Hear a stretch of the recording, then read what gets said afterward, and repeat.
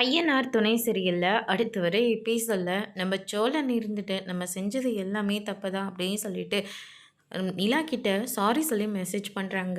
நிலா இருந்துட்டு மெசேஜை பார்த்தோன்னே அமைதியாக ஆயிடுறாங்க. எதுவுமே ரிப்ளை பண்ணுறதே இல்லை. அதுக்கு அடுத்ததாக கால் மீ அப்படின்னு சொல்லிட்டு மெசேஜ் பண்ணுறாங்க. ஆனால் கால் பண்ணுறதே கிடையாது. மெசேஜை மட்டும் பார்க்குறா, ஆனால் கால் பண்ணவே மாட்டேங்கிறாளே அப்படின்னு சொல்லிட்டு சோழன் வந்து ரொம்பவே ஃபீல் பண்ணுறாரு. அதுக்கு அடுத்ததாக அவங்க ஃப்ரெண்டு திவ்யா கிட்ட காஃபி குடிக்க போகலாமான்னு சொல்லிட்டு அவங்க ஹாஸ்டலை பற்றி வந்து பேசுகிறாங்க. ஹாஸ்டலில் இடம் இருக்கா? ஏன்னா நான் தங்கியிருக்கிற வீட்டுக்கும் ஆஃபீஸ்க்கும் வரதுக்கு ரொம்ப தூரமாக இருக்குது. ட்ராவல்லே பாதி நேரம் போயிடுது. அடுத்த நாள் ஆஃபீஸ்க்கு வரணுன்னா ரொம்ப டயர்டாகிடுது அப்படின்ற மாதிரி வந்து சொல்கிறாங்க.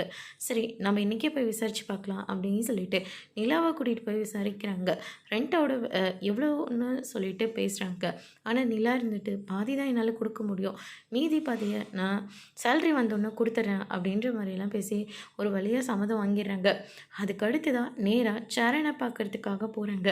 அண்ணன் இதுக்கு மேலே நான் அந்த வீட்டில் இருந்தால் சரியாக வராது, அதனால் நான் ஹாஸ்டலில் தங்கலான் இருக்கேன். கூட படிக்கிற பொண்ணு, வேலை பார்க்குற பொண்ணு தங்கிட்டுருக்கிற ஹாஸ்டலுக்கு தான் நான் போக போகிறேன். தயவு செஞ்சு வேண்டான்னு மட்டும் சொல்லாதீங்க. நான் எது சொன்னாலையும் என் கூட இருக்கிறதா நீங்கள் சொன்னீங்க. அதே மாதிரி நான் இந்த வீட்டை விட்டு போயிட்டு நான் ஹாஸ்டலில் தங்கணும்னு ஆசைப்பட்றேன். தயவு செஞ்சு மறுக்காதீங்க அப்படின்ற மாதிரி வந்து சொல்கிறாங்க. உண்மையாக நீ போய் தான் ஆகணுமா அப்படின்ற மாதிரி கேட்கவும், ஆமாண்ணே நான் போய் தான் ஆகணும், நீங்கள் தான் எனக்கு ஹெல்ப் பண்ணணும் அப்படின்ற மாதிரி கேட்குறாங்க. சரிண்ணா ஓகே அப்படின்ற மாதிரி வந்து சொல்லிடுறாங்க. அதோட இன்னைக்கான பிரம்ம முடிச்சு